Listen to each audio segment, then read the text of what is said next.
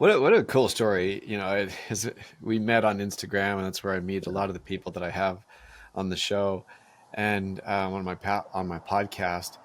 And you talked about that 3 years of solitary confinement.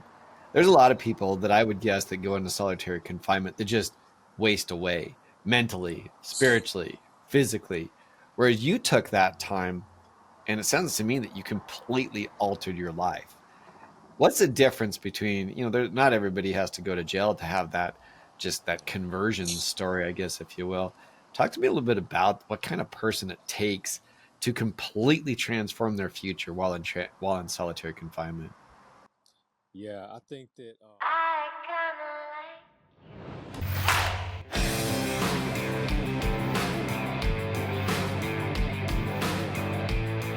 Hey, welcome to Networking Star. I am your host, Jeffery Boyle, and here on Networking Star, I interview some of the most innovative and interesting entrepreneurs. These are people that inspire us to have, be, and do more in life. Today, I've got Carlos Vasquez. He's a motivational speaker. He's the CEO of How to Battle. He's a coach. He's an influencer on Instagram. And part of his story is spending 17 years in prison and how to overcome that. And it doesn't matter what cards you're dealt, you can really overcome those. And he's also the author of the book, The Price. Carlos, thanks for being on with me at Networking Star. Oh man, thank you for having me. I'm honored to be here with you. Yeah, you've got a cool story, and I think one of the things that I thought was interesting is you did a reel where you talked about really doesn't matter what cards you're dealt, it's how it is that you deal with those cards. Talk to me a little bit about that, because your time in prison really, I think, shaped who you are today. Yeah, I'm a firm believer in you know, playing the cards that you're dealt. Like everybody, that I grew up with always tried to use the cards that they were dealt as an excuse Yeah. to not that they like an excuse that I can't be something because I come from this area, or I can't be something because I look a certain way. But I just never felt that way. I always felt that, I'm going to take the cards that I was dealt and I'm going to play my best hand. And I believe that education is the great equalizer. I think that no matter what you look like, if you're educated enough, people will give you an opportunity. So, and I still stick by that today. Well, education has a lot of different meanings. And so, for example, I went to law school, so I'm a Juris Doctorate. I kind of laugh at that just a little bit. And so sometimes people ask, how much school did you do? And I kind of say, well, I kind of did all of it. But that doesn't necessarily make me educated. That means I did a lot of education. So talk to me a little bit about what that means to you, the education, and how it is that you can become educated. Yeah, great question. I read when I was in solitary confinement for 3 years. I read 150 books, and that's where I really educated myself more than I've ever educated myself anywhere. And I got a degree in psychology and entrepreneurship certification from Drucker School of Management, but it doesn't compare to the education that I got when I was working on myself alone, focused on everything that I was reading, and not just reading, but really understanding what I was reading. So you can educate yourself no matter what. There's no excuses. If you can't afford to go to college, you can educate yourself. It's just all about discipline. Do you have the discipline to do it? And are you that self-motivated? And so, I also think there's two different educations. I think there's the education that you get when you go to school, college, high school, things like that. Um, but there's also street education. And that doesn't mean you have to come from a neighborhood where you're involved in like street gangs, but it means that like if I put you in a neighborhood that you don't know anything about, can you make it out of there? Can you communicate with the people in that neighborhood to find a way out? Or can you find somebody to assist you? Like, how to articulate yourself. All those things, I believe, is the two different educations that everybody should have if you want to be successful. What a cool story. We met on Instagram, and that's where I meet a lot of the people that I have on the show and on my podcast. And you talked about that 3 years of solitary confinement. There's a lot of people that I would guess that go into solitary confinement that just waste away mentally, spiritually, physically. Whereas you took that time, and it sounds to me that you completely altered your life. What's the difference between, not everybody has to go to jail to have that, just that conversion story, I guess, if you will.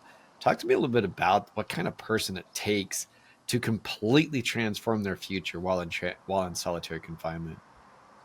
Yeah, I think that it's two things. I think it takes somebody to come into your life to help you, somebody to come into your life that believes in you before you believe in yourself, that sees something in you before you see it. And then knowing that, like, that kind of gives you the motivation each day to get up and try to see if that person's right. So I think for me, that's what it was. It was the chaplain that visited me in solitary and believed in me and knew he saw something in me that I didn't see. And he told me to figure it out. And I accepted the challenge. For me, that worked. And for others, it's just, it's the why. Like, some people back there when I went to solitary were still keeping themselves together and every day getting up, working on themselves because they had a mother at home that needed them, or they had a wife at home, or they had kids. So it's that why. And some people just wanted to get out there and live their dreams. And so I think that either you get it from something internal or you get it from external. But I also believe that, because I've seen it, many people were broken back there. Many people committed suicide. Many people never recovered from that to this day. And I think that you just have to be mentally tough, and that's hard to do when you don't have the support around you. And I think growing up in the environment I grew up in, it made me mentally tough enough to be able to deal with that. And then the chaplain just kind of like gave me that boost that I needed when I was at my lowest point. So I think those are the two reasons. Well, that solitary confinement story of what you're talking about, I get two things from that. The first thing is, as a mentor, you had somebody who cared enough about you that they would come and help pick you up. And you said that he saw something in you that you didn't see in yourself. And really, that's a big difference in life, is to have a mentor. Talk a little bit about that. And the other part that I got from that is that being by yourself, you've got demons that you're dealing with in your head. And I'm sure the chaplain wasn't with you all the time. How is it that when he was gone that you maintained that progress to become the person he saw? Yeah, I had my encounter with the chaplain was just one time. I never saw him again after that day. Um, but he told me exactly what I needed to hear at that moment, and that's all I needed in that time. And so having a mentor, That's powerful. I don't yeah, interrupt on that one.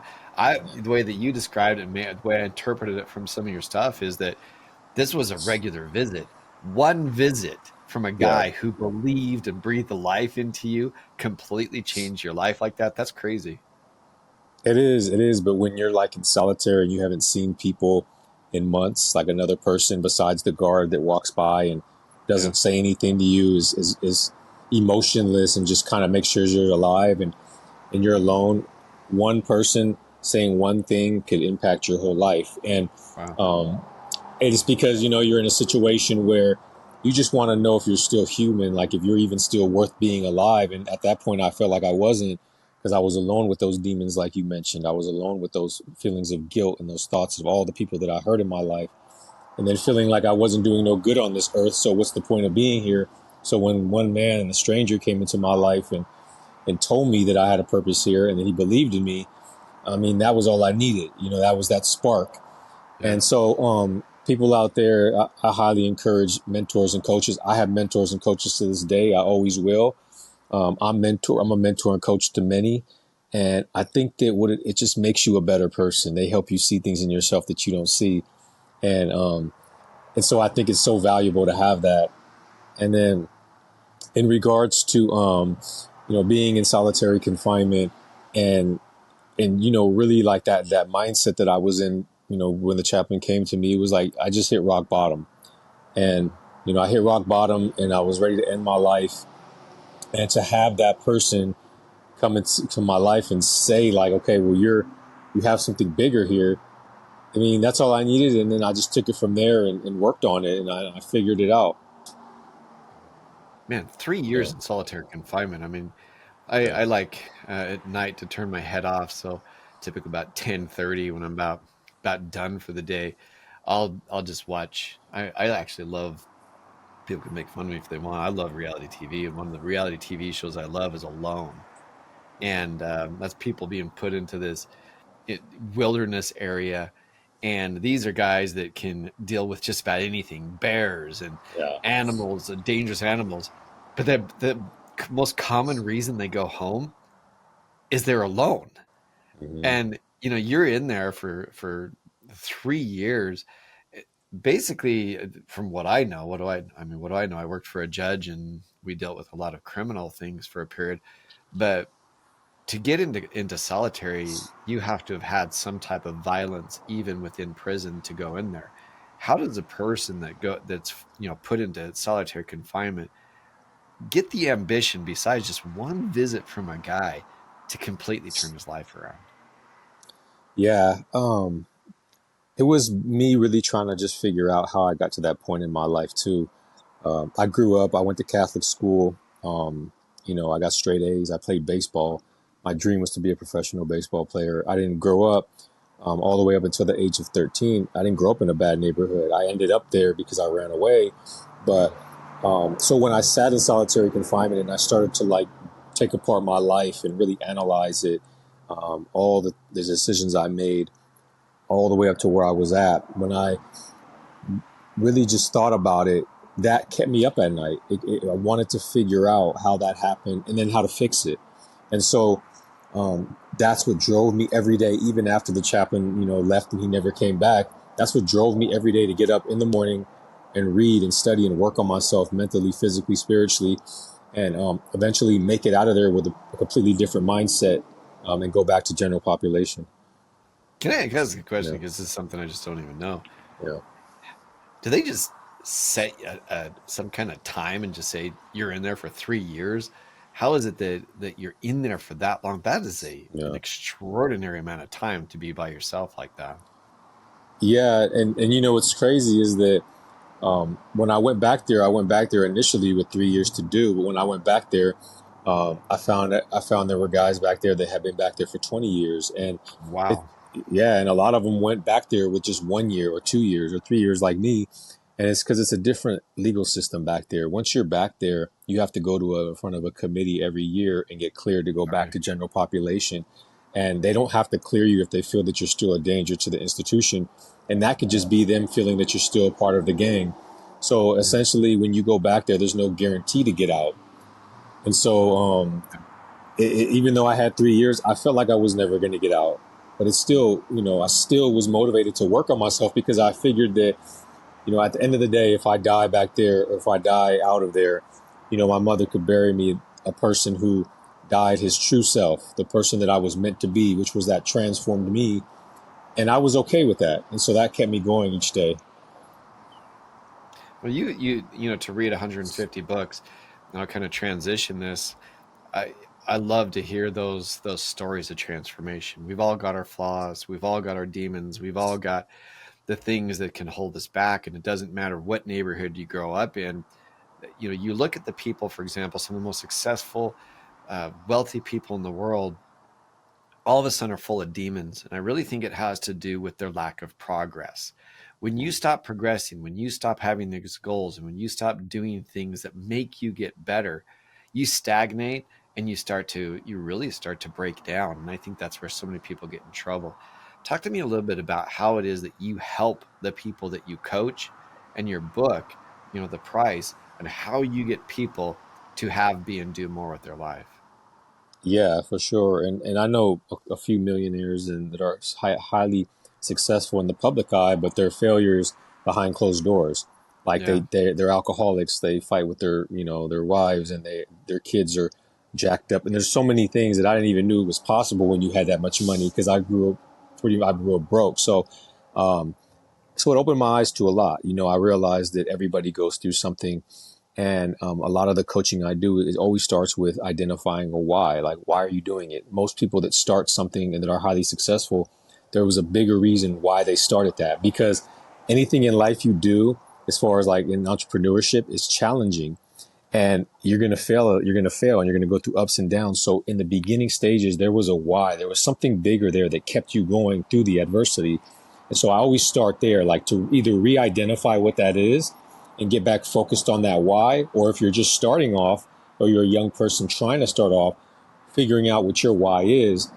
So starting there and then creating the routine to go with it, right? A structured routine to get you closer to accomplishing that why, that goal. And then always finding those things in life that inspire you, because it's going to get tough. So in solitary confinement, I was inspired by the stories I heard about people getting out of prison and being successful. That inspired me. That made me feel like I could do it. Yeah.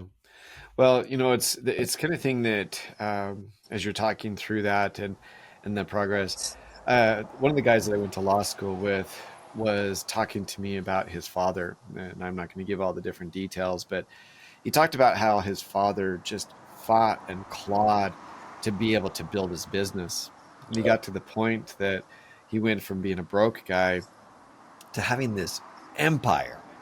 And I thought it was pretty hilarious. He was describing his father to me. His father was worth almost $1 billion, and he was really missing the good old days where he was fighting to just to exist, and where he felt alive.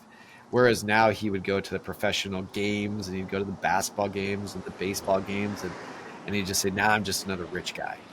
What Yeah. do I got? I'm just another rich guy." And I just thought, wow, what Yeah. did because you fight so hard to get to that point, and it comes down to what you're just saying is, well, what's your next why? You've got a lot of money, but what's the next big thing that challenges you? Talk to me a little bit about some of these $1 million guys that perhaps may have a lot of money, but they may have family life that is really on the rocks, that they may have health issues because of alcoholism. How do you get guys like that who have a lot in one area to start to have a lot in all areas? Yeah. And I think you have to fall in love with the process, like if, for instance, whenever I talk to people who are highly successful as far as in money and stuff, and they have all the materialistic things, there's always some unfulfilled thing in their life that they haven't accomplished. And it's not about they can't afford to do it. It's just something that's beyond money, right? It's something that's beyond that. Like, I knew a guy who was highly successful, and he's a president of a company and all that. And he just always wanted his son to be like more confident in himself. Like he felt like he was a failure in that area because he worked so much, he wasn't there for his son. And his son ended up now, his son is like really unconfident, doesn't know what he wants to do. And so he's living with that now, like having to feel like he was a failure as a father. But I tell him, I was like, it's not too late. You can help somebody change. I didn't change my life till I was in my 30s. And so giving them like that help, first of all, the belief in them. Second of all, the strategies and the things that they can start implementing to be hands-on with their kid. And you can't pay nobody to do that. You can't pay another person to come in and raise your kid. You have to do it. And so getting them into that, sometimes you got to humble yourselves and get back and roll your sleeves up and go back to those days when you had to really grind it out. And that's what it requires. And so getting them to see that perspective is a huge part of it. Well, and I think that's, you talk about the perspective. Um, you do start to change your priorities. You talk about even like Maslow's hierarchy of needs, and how at first you're just scrapping to pay rent, especially if you're building your businesses up, and then you have all these different challenges, and it's trying to prove yourself from the beginning that sometimes fires you up. And it's that focus, I think, of why I'm doing it. And you know but in certain areas, for example, with personal life and with even physical, sometimes it's hard to quantify that. Money, you can say, when I make this, I'm going to do that. Yeah. Whereas with the family situation, sometimes, especially in failed family situations, it's hard to quantify how you're going to do it. So talk to me a little bit about that. I get, you're talking about them having their why, and you go through that process. How do you get a person that is that flat to start setting concrete goals that are achievable in some of their other areas like health and relationships? Yeah. I think one of the greatest gifts we can give to anybody is exposure. So like just like when I come in and I work with the sons of fathers who are highly successful, me exposing them to my life and to my experiences and the things I went through, from being suicidal to having no confidence as a kid, to being on drugs and alcohol, and what that led me down, and them seeing an actual person who's been through that and it's now overcome that and it has a great energy, like that alone is inspiring and empowering. So I think it's exposure, or taking them to, I remember I've took a couple guys down to go just see what it's like in Skid Row in LA, right? Where you go down there and you talk to people who were once, they had that why. They come from a background, a family background that was successful, but they ended up there. And so getting them to see that, like, okay, this is what it could be, but this is also what it could be. And I'm here to show you that I did it. And so you can do it. And so that, and then holding them accountable. That's a huge part of it too. I feel that a lot of times parents who are highly successful shelter their kids, and they keep their kids, trying to keep them out of the world. And that ends up hurting them in the long run, because then now they're not exposed to life struggles that they're going to have to deal with eventually when they get older. And so me actually creating those situations where we do that, and then holding them accountable as a person they respect, I think that's a huge part of it. So it's in the deliverer, I believe. Like I can give you a plan of exactly what to do, but it's all about how you deliver it. And it's the person that delivers it that it's a huge part of it as well. So all those are key factors in it. You were just talking Yeah. about life's experiences, and Yeah. and I've never seen the movie The Wolf of Wall Street, but I actually like the book that Jordan wrote about sales. And one of the things that he talked about in the book is he taught these young guys to make money so quickly that they didn't have the life's experiences. You just talked about the life experiences to have the maturity to be able to handle that money. And Yeah. so, people don't realize it. And I guess it's if you work with the son of a billionaire, or the son who inherited a giant business, who didn't have the struggle that the parent or Yeah. the grandparent had in order to get that, a lot of times they're not prepared emotionally to be able to handle that kind of money. And it's, some people will say, oh, I'd like to know what it's like to have Yeah. that burden of $100 million or something like that. But it's a terrible burden oftentimes to be able to not have the experience and all of a sudden have all that responsibility, employees and everything, and never had that life experience that hardens you, teaches you, enables you to be able to get it done. So tell me, those guys that, you talk about the sons of some of these very successful people, or daughters of these very successful people, how do you help them get some of those life experiences to qualify to be able to handle that kind of wealth? Yeah. And, it's kind of like you have to go back and take their life apart and really understand them and do things that probably their parents never did. And if their parents tried, they never were willing to open up. Because what I find is that it's like going back to having a coach and mentor. Like there's certain things that I would never, I would have never told my father, however much he asked me, just because like we weren't close like that. Like, so, but had another person like my best friend back when I was younger, who ended up committing suicide, I would have told him anything. If he would have told me, hey, I want you to go do this, I would have done it without no question, because I respected him and I felt that connection with him. And so, the first thing I do when I work with them is I build the connection with them. I built that trust. And that's through me sharing my struggles and my pain and the things I went through. And then you'll be surprised when you start to show and express your pain and your struggles, they start to open up about theirs. And then that's how you build trust. And then you start challenging them to do things that they've never done. And then from there, you can grow on it and give them tasks and things to do. And it's a relationship that has to be forged through trust.